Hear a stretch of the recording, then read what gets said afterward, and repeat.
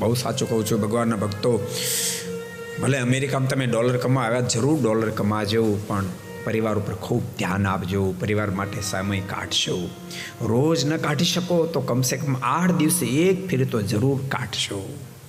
8 દિવસે ન કાઢી શકો, મહિનામાં એક ફેર તો જરૂર સમય કાઢજો કે પરિવારના સદસ્યો બધા સાથે મળી 2-5 મિનિટ ધૂન કરજો, 1-2 કીર્તન બોલજો, અડધો કલાક કોઈ સત્શાસ્ત્રનું વાંચન કરી, ઠાકોરજીને થાળ અર્પણ કરી, આરતી કરીને સાથે બેસીને બધા ભોજન કરજો.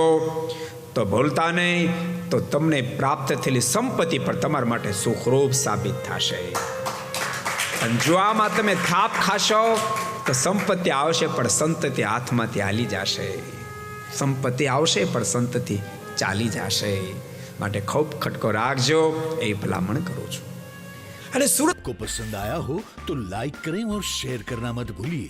सब्सक्राइब करें सरदार कथा चैनल को और बेल आइकॉन पर क्लिक करना मत भूलिए लेटेस्ट वीडियो सबसे पहले पाने के लिए.